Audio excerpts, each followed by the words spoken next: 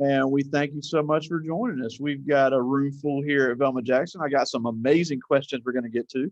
And we're also recording this for our friends at Rosa Scott, Ridgeland, and Germantown High Schools. And we're recording this for our YouTube channel as well. And we are talking about the marketing, sales, and service career cluster. And we just watched a video about the real estate profession. And we know that's what you do here in the Jackson area. And you are really doing some big things for yourself. So I'll let you have the floor and tell us all about what you do and how you got there.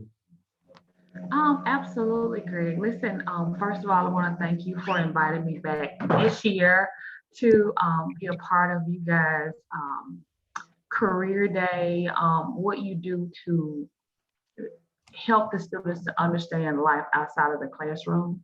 So the next steps into becoming an adult and transitioning from high school to college.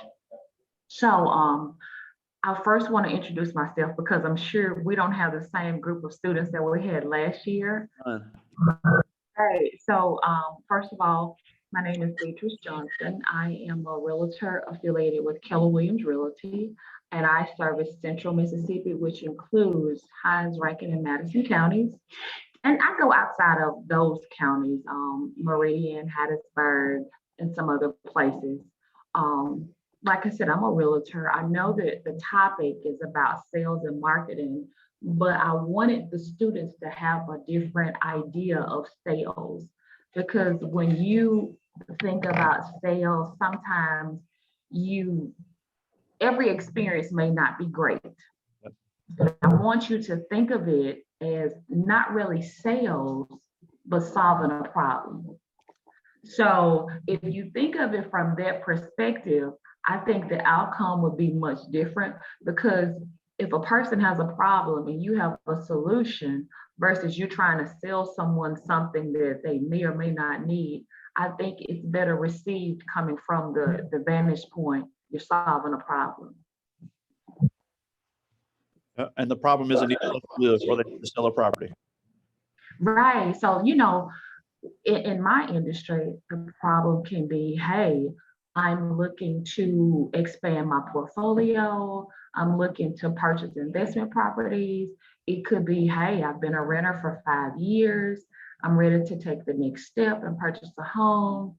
It could be that, hey, my family and I have been living in this house. And, when we bought this house, we didn't have any kids. We've since had 2 or 3 kids. This space is just not conducive anymore for us. We need a bigger space. And in that instance, they're looking to find a bigger house. So the problem is space, and the solution is, how do we find a bigger house that's within your budget and something that y'all can live with?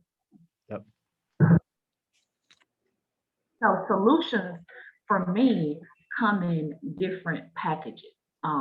One solution for one client may not be the same solution for another client, but at the end of the day, you're looking to provide a solution and you're looking for the best outcome. Yeah, hold on one second. Sure. All right. So when it comes to getting into real estate, one thing that I've talked about, I hear students say all the time, I want to make a bunch of money, but I don't want to go to college. Now, even though we're not advocating not going to college, if you want to get into real estate, you do not need a college degree. You don't need a college degree. You don't need a college degree. While it is very helpful to have one, you don't need one. But here's the thing. I strongly discourage students from looking at a particular industry and or field based on money solely. That is just not a great idea, and I know that when you're at a certain age and you haven't had many life experiences, initially that's what you think, because I've been there too. I've had those thoughts myself, I want to do something where I can make a lot of money, not necessarily have to work as hard, but money was the driving force. Don't let money be the driving force, because believe it or not, you can do something and make a lot of money and hate it. Absolutely. 100% agree. Yeah. So I would say figure out what your passion is and pursue your passion, and the money will come. Yeah. And just a little bit about what is the process to become a realtor? Because I know, because you even took one of my mother's classes that she taught to get your license. So what is the process to become a realtor in the state of Mississippi? Okay, so the process is this. What you'll need to do is you'll need to go through, you'll need to take a series of coursework. That coursework can be done either online or in person. Once you complete the number of required hours, you then have to, you want to submit your application to the Real Estate Commission. They will process it. They will, either they'll approve it or disapprove it. And, recent years, we've implemented having a background check done. So they'll do a background check. And once you're approved to sit for the national and state test, which is administered through PSI, you'll take the exam. And then from there, you'll need to identify a brokerage and determine which brokerage is going to be a good fit for you. My suggestion is always to do this. While you're in the process of getting your license, start looking at brokerages, because when you get your license, you'll be ready to hit the ground running. You don't have to spend the time trying to interview for a brokerage, because here's the thing, just like you're looking at brokerages, brokers are looking to interview you.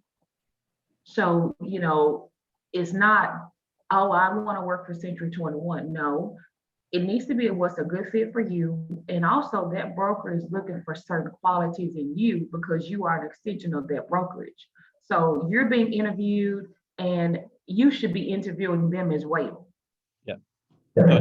It's definitely a two-way street. And that's for any Absolutely. job. That's for any job, but especially this field. Now, when it comes to the actual sale of the home, before we got on, I talked about the importance of the customer service, face-to-face communication stuff. And even if you get a sale, you can't look at it as you just trying to make the money. It needs to be something the customer can use. It needs to be something the customer can have a long-term investment in, because it doesn't need to be what can I make the most money on. It needs to be how can the customer best be served? Because if you may be able to make a little bit more money, but if the customer's not going to be happy with the home, not going to be happy with the area, it's not going to be a repeat customer. It's going to be a lost customer. Right. So then you're going to have a chain effect of don't buy from this person because they lied about all this stuff. So how important is that communication and the actual selling of a product a customer needs in real estate? It's very important. And how you arrive at what is the ideal property for a client is you have to ask some probing questions. So you get to know your client and you find out what their needs are. And based on the needs that they've expressed to you, you then start to look at, okay, based on this client and what they need, I'm going to search for properties that fit this idea, or based on the assessment of what their needs are. That is the number one place to start, not starting where let's see how much money I can make. That is not the approach. You are there to be of service to your client. And how you be of service to your client is you find out what their needs are, and based on those needs, you figure out what's going to be the ideal property for them. So you're always putting your client before profit. You're always putting your client before yourself. Yeah, and I think when you do that, that's where you get the referrals of, if somebody's new with the company and they had to find a home, the company hires somebody else, they can say, hey, use Detrice. She did a great job helping us find a home, and that's a new client for you. Yeah, you may not have made quite as much money on that sale, but those sales are going to keep multiplying. Right. Greg, what I found is don't focus so much on the sale as you would helping the client. If you let that be your driving force, then the referrals will come. Yeah, absolutely. The referrals will come. So if you keep the people at the forefront of your mind and helping them, the sales will always follow. Yeah, and it's a very referral-driven business. It's one of the most driven businesses out there. Right, right. Now, when it comes to, a lot of, especially females, but especially they have kids, they all look at, I want a job where I can set my own hours, still pick my kids up from school, still have a family. So how conducive is being a realtor to being able to do that? Well, Greg, for me, that was never a misconception, but I can see where it can be. You're actually, being a realtor is not the easiest thing. Um, you have to put in the work.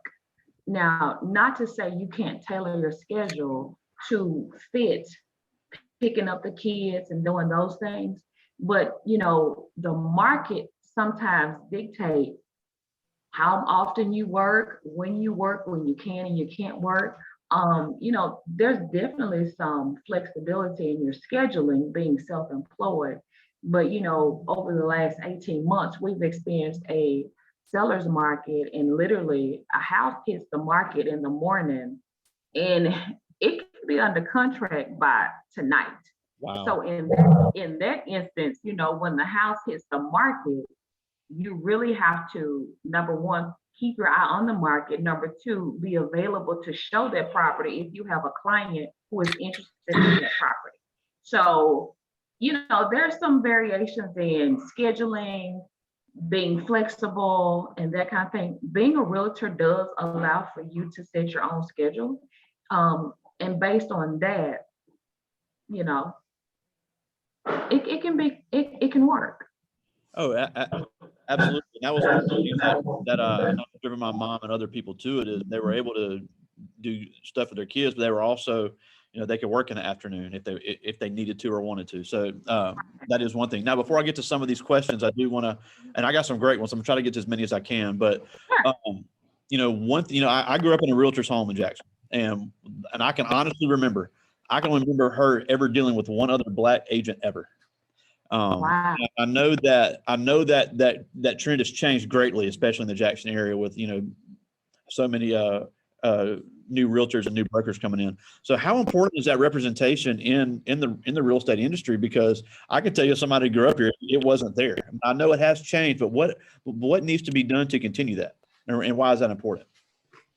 Well, I think partnerships help to bridge the gap in terms of diversity. You know, working together, real estate encompasses different ethnicities. So just working together, you never know who's going to be on the other side of the table when you're doing a deal. So, but the most helpful thing, Brad, is fostering great relationships, building those relationships. So I think relationship building helps to bridge the gap in terms of diversity. Yeah, and the trend in the Jackson area in the last 10 years has really been great. Right. More and more diverse real estate force, and it's just great for the area. But I do have some questions, and some of these are really good. So I'm gonna try to get this. Okay. This first one is Kamiria Smith. Oh, and these are all ninth graders. This first one is Wow. really, Okay. and she asked, when you were in high school, did you want to go to college or did you want to go straight to work? Um, College. But then as I got older, I started out at a junior college, um, took some time off, went back to college, went to one college. It was a little bit bigger than what I was ready for. So I ended up transferring to a private college, which was a lot smaller, a lot hands-on, much smaller class size. So I want to say the student teacher ratio was 1 to 15. Um, I think the most important thing is when kids are trying to figure out, is college going to be the best option, or going to a trade school, or do I need to just take a break and understand what's going to best serve me? You don't have to look at your classmates because they've gone on to college and feel like you can't be successful or you won't be successful. The most important thing about college is having an idea of where you want to go. What's the end game? Yep. College is very expensive. It's too expensive not to know where you're going and what the end game is going to be. So while many of my classmates graduated college before I did, I had a better idea of what I wanted to do. I was able to mature and have some of those questions answered just through life experience. Yep. And then, before we came on, I was also talking about, these companies are more worried about somebody that can communicate and sell and actually make some money than they are somebody that has a fancy degree. The fancy Right. degrees are all well and good, but if you can't sell anything or make any money, what's the point? This is a Right. Luckett, and she asked, "What skills would you like? What skills would you like for realtors to develop in the future?" Communication is key. Follow up is key. I don't know if honesty, I don't consider a skill. I would say that would be an attribute, but definitely being able to communicate, being able to follow up, being a self-starter, um, doing things without having to be told. This is important in any field, in any job, whatever you're doing, even being a student. Being a self-starter can be important. Yeah, you can't wait around and wait for somebody to do what to do. If Right, you want the right. paycheck, you got to go out and get it. Right. And employers look at people who take the initiative. So, if you're a person that takes the initiative to get things done and you don't have to be told to do everything, chances are you'll end up being the employee that goes up the ladder quicker than the person who doesn't. Yeah. Now, this is Kyla Nettles, and she asked, "When clients are skeptical, are there any special tactics that you use to push them into buying?" No, no, that's a no-no. Um, you don't want to induce a person or influence a person to buy something. That has to be their decision. To me, that's not a good approach, and it usually doesn't end well. This has to be their decision. I tell clients all the time, you're in the driver's seat. My job is to guide you and steer you in the process, but the decisions are your decisions. They have to be your decisions. They cannot be my decisions. You can offer an opinion, but they're the one who has to live there. Absolutely. And one thing I wanna say, Greg, is being a realtor, you have to be very careful not to broach on offering legal advice, tax advice, any advice in an area in which you're not familiar with. You know what I'm saying? So I wouldn't speak on a tax issue because I'm not a tax expert, I'm not an accountant. I wouldn't give legal advice in a real estate transaction because I'm not a lawyer. What you do is, and people will respect you for saying, hey, I don't know this, but you'll need to speak to a professional who deals with this every day and get their advice. A couple of things with that. You're not liable. You got to be very careful because in real estate, you can get in trouble really quickly by pretending to know something or offering advice in an area that you're not an expert in or you don't have the skill It set. could be the littlest things too. I mean, Absolutely. Yeah, right. I just know this from having a realtor parent, even saying something about the neighborhood, even saying Oh something yeah, about, absolutely. or say, like, you need to be careful, some Muslims just moved next door, or something like that. Like, if you said, something like that, you could lose your license, and Right. that's just something really small. You know, we call that, you have to you have to be careful because there's a thing called steering, there's a thing called redlining, and you have to be careful. This is my approach. I let the client give me the directions in which we need to go, and we move forward based on that. My job is not to steer. My job is not to do any of those things. My job is to listen. I think the most important skill that you can have as a realtor is being able to listen there's an old saying, you have two ears and one mouth. Yep. Right. Absolutely. Now, this is Anaya again. See if you can tell that her mom's a realtor, because this is an unbelievable question. Okay. Yes.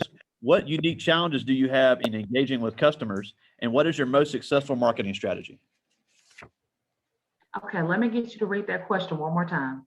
What are some unique challenges you have in reaching customers, and what is your most successful marketing strategy?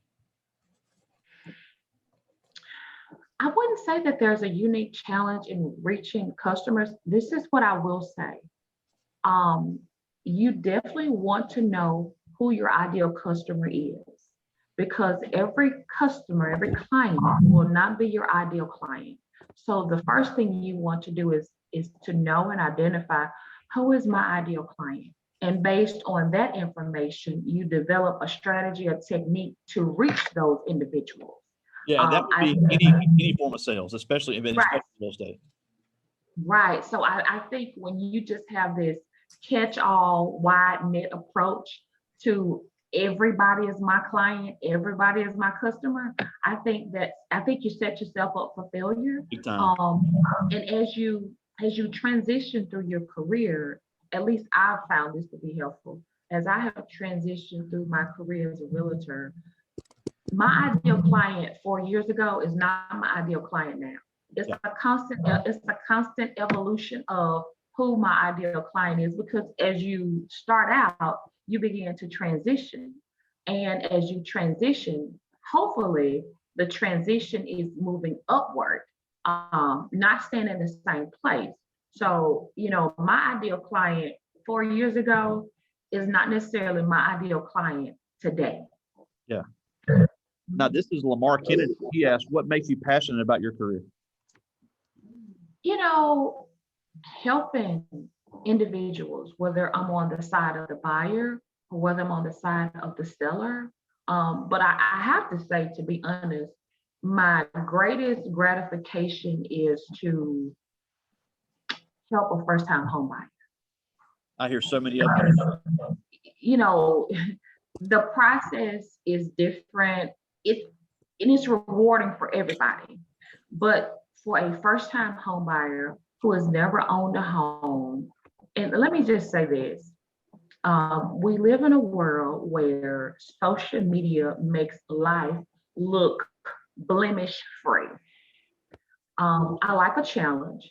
So when I meet a first-time home buyer who, doesn't have the ideal situation, has been working to purchase a home, saving their money, making sure they keep their debts low, credit high, and they get to the point where, hey, my goal was to have a 730, 740 credit score. I wanted to have X number of dollars in the bank. When I get those clients who have really put in work, that's awesome. Those are my favorite. That's awesome. I've got two more from the students. This is Eddie Myers, and he asked, how do you deal with impatient or overly excited customers?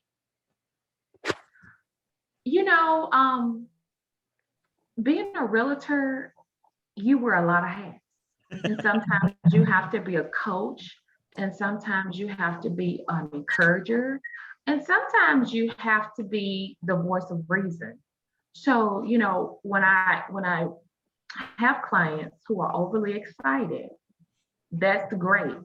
But I don't want that overly excitement to put you in a place of not being realistic. It's my job to set the tempo for the transaction. Yep. And it's also my job to listen to you and to, obey your instructions. But, there has to be a balance.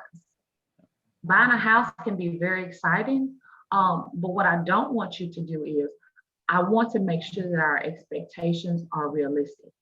And sometimes expectations can become very unrealistic in selling properties, buying properties, selling properties. So my job is to maintain that balance, so we're all on the same page, and we stay in reality. I just have one more from the students. Robert Nisha Randall, and she asked, if I wanted to buy a home, what would be the first step of the home buying process? Oh my God, that is a great question. The first step to buying a home is to, one, speak to a mortgage banker. That can look like a Trustmark, a Regions, a Bank Plus. That could look like a mortgage broker. That could look like talking to someone at your local credit union if they offer mortgage services. But you'll get conflicting answers on this. But here's why I say talk to a lender first, because if you can't get past that process, you're probably not going to need a realtor. Yep. So that is the first process. That is the first step into purchasing a property, is to first figure out, can I buy a house? And that lender will let you know if you can buy or if you need to wait and get some things in order. But in my mind, that is the first step, is to finding a lender, getting pre-approved. Now, while you're doing that, once you get pre-approved, if you want to connect with the realtor, I think that's a great idea. But initially, you want to know if you can even buy, because if you can't buy, you really can't use a realtor. And you're wasting a lot of time. A lot of time, a lot of time. And to add to that, Greg, speaking to a lender, but also knowing how much you can afford. Because here's the thing, the banker, the mortgage lender, they will look at your finances. But I strongly suggest that you have an idea of how much you can attribute to a mortgage payment every month before you even speak to this person. That's going to require you to do some due diligence and looking at your income, your expenses, and saying, hey, this is how much money I make every single month. This is how much money I want to reasonably spend on a mortgage payment. Have those thoughts in place before you speak to someone, because sometimes you can get in over your head before you know it. Yeah, and I'm glad that a 15-year-old is asking that question, because a lot of 15-year-olds aren't thinking about that. I know they're just worried about playing on TikTok at this point, but that decision comes up on you quicker than you realize, and not having the right information can be detrimental. So I'm glad we have young people actually at least thinking about what that step's going to entail in the future. But we're almost out of time, and we thank you so much for joining us. I know you're welcome. Busy. Thank you guys for having me. Listen, you guys had some really great questions. Oh, that's what I told them, and I didn't have time to get to some other ones. But before we go, I know you are from the Jackson area.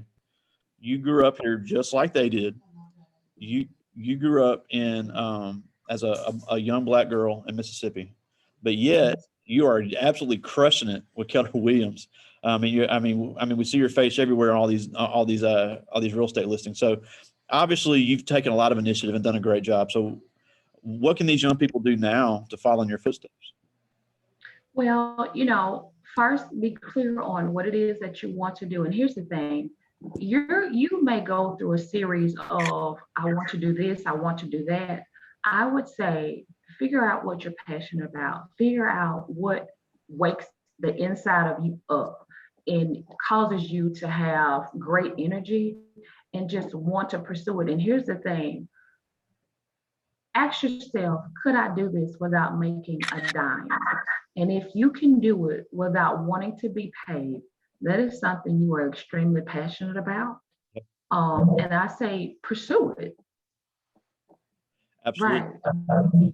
Right. Great advice. Well, again, we thank you so much for joining us. And if they and go ahead, before we go, give your I can't spit it out. Give your contact for anybody that wants to look into buying a home. Sure, absolutely. So you can contact me at 601-613-9125. Again, I'm a realtor. I am affiliated with Keller Williams Realty. We're located in Flowood, Mississippi. And, you can follow me on Facebook. You can follow me on Instagram, Detrice Johnson _realtor. I'm on IG and I'm on Facebook. Just look me up, Detrice Johnson. And I'm so happy that you guys invited me in today to speak to the class. And hopefully I've said something that will encourage the students. And if they're interested in pursuing a career in real estate, go for it. Yeah, it's definitely opportunity out there. Well, again, thank you so much. I'm fitness in your schedule. I really appreciate it. And I will You're welcome. Thank you for talk to having you, me. my friend. Absolutely. Thank you, Greg. See ya.